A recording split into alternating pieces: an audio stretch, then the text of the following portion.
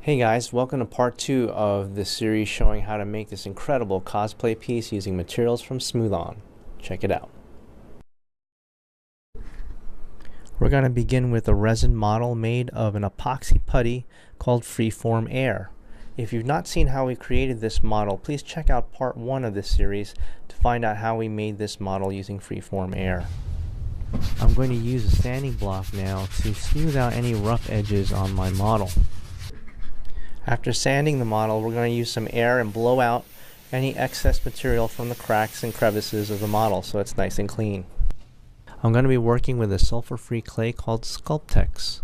This is a non-hardening soft clay. I'm going to cut this clay block into small strips so that I can use it for making registration keys around the base of my model. Now we're going to transfer our model to a larger board for making the mold. I'm going to center the model on the center of the board. Using a marker, I'm going to trace out where the model is going to be positioned on the board.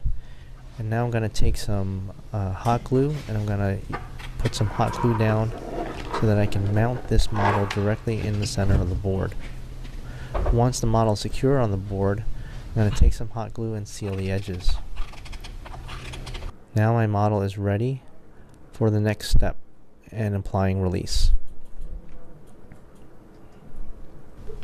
At this point, we're going to apply Ease Release 200 release agent onto the entire surface of our model. Ease Release 200 is an aerosol, so we're going to spray a uniform coating of the release across the entire surface of the model. Once we've covered the entire surface of the model, we're going to take a clean brush and we're going to brush the release across the surface. This will help spread the release around and make sure that we get a uniform coating. Then one final mist coat and our model will have adequate release applied to the surface for mold making.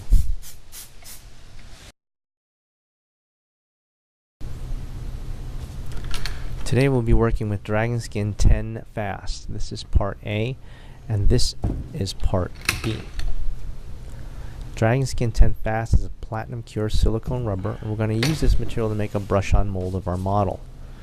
Now before we begin working with this material, it's important that we pre-mix the part A and the part B, scraping the sides and the bottom of the container with a clean mixing stick to ensure that we get a good pre-mix of the material.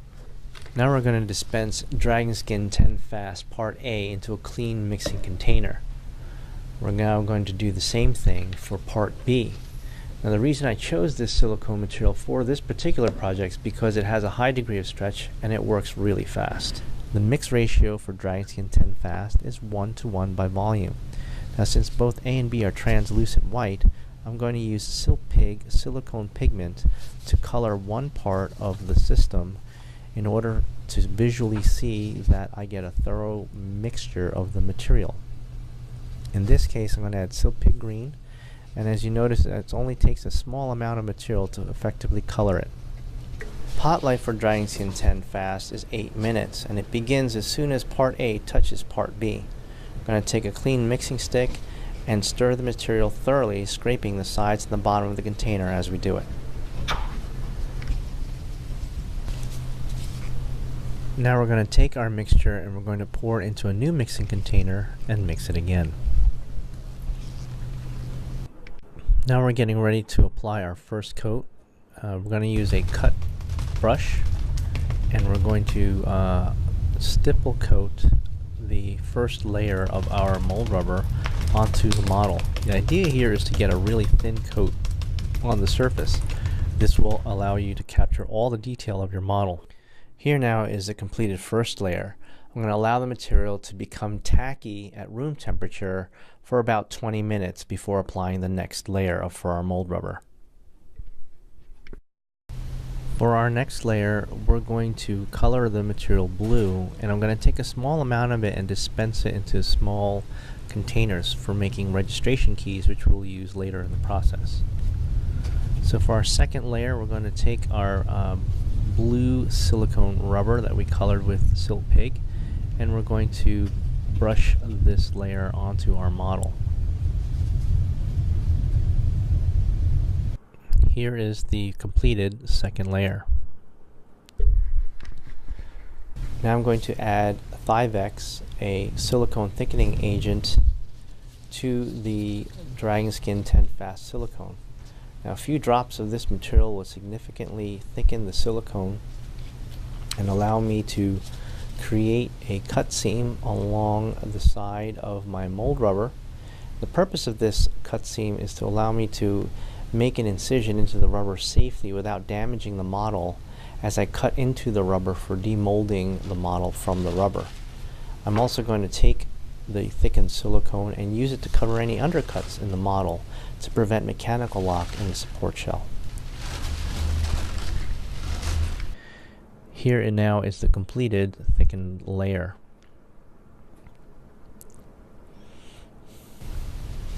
In our next layer, we're going to be applying silicone rubber again.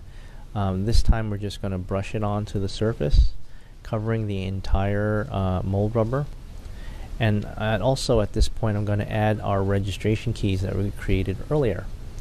This will allow me to register the rubber to the support shell, preventing the rubber from sliding out of the support shell when I work with it. Here is the completed layer now.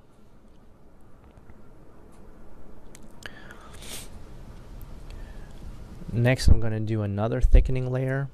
This time I colored the silicone a beige color or skin color, and this will allow me to see areas where I need to cover any undercuts in our model that we may have missed the first time around.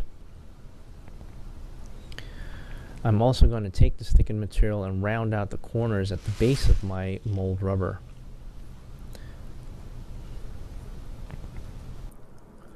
Here now is the completed layer.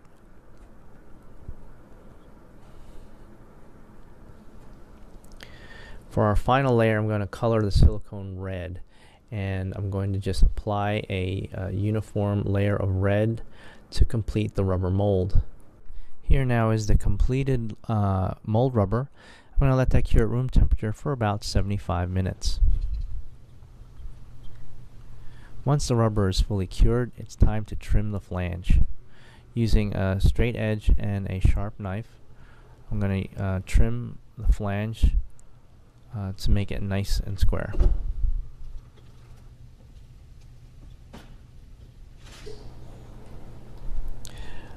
At this point, I will also trim off two of the corners of this flange to help with registration of this mold rubber in the support shell. Here now is the completed mold rubber, ready for the support shell.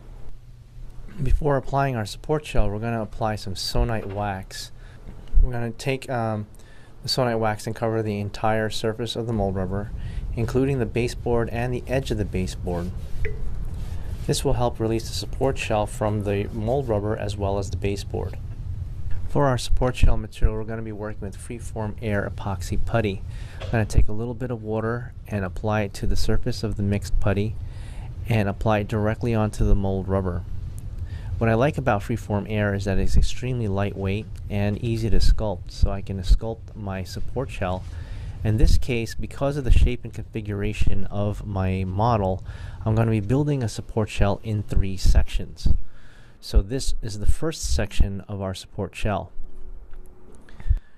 Once the first section is fully cured, we're going to apply sonite wax to the cured surface of the epoxy putty so that it will separate from the second half of the support shell.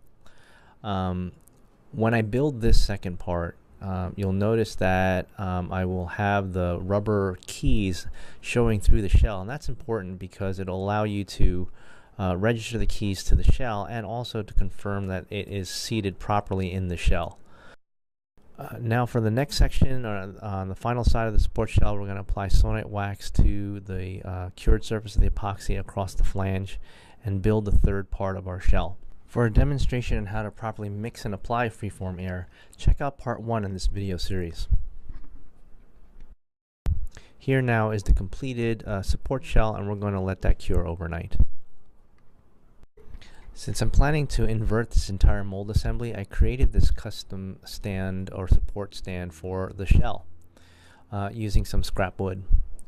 And what I'm going to do is adhere this support stand to the third part of the shell, the widest part of the shell, with some more freeform air epoxy putty. Now you can build these kinds of supports any way you like. This is kind of the way I did it for this support shell. What's good about the freeform air is that it does adhere very well to itself. So I can anchor, handle, support beams, whatever I need to secure the shell or to support the shell and make it easier to work with. Here now, I'm going to just make sure everything is level. And this is now the completed support system for the shell.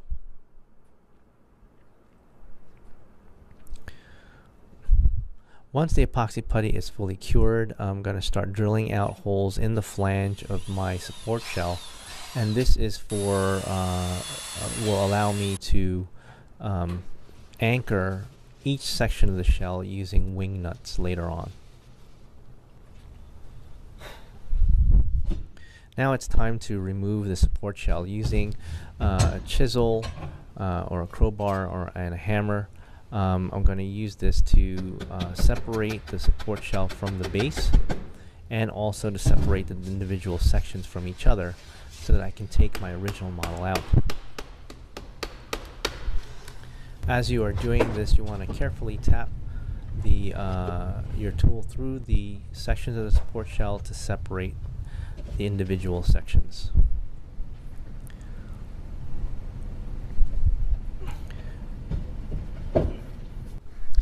Now we're going to make our incision in the cut seam to remove the rubber from the model.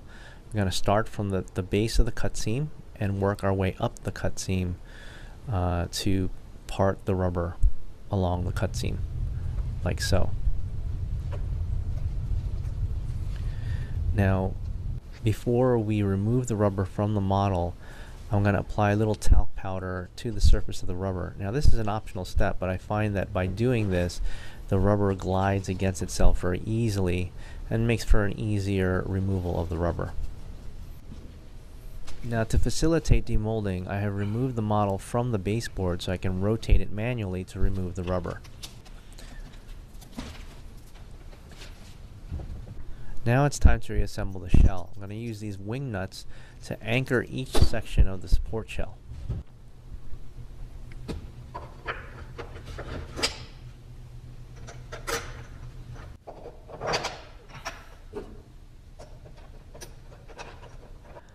Now it's time to reset the mold rubber back into the support shell.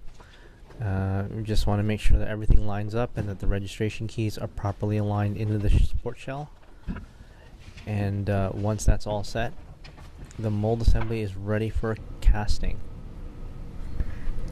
Tune in next episode to find out what materials from Smooth-On we use to make our casting.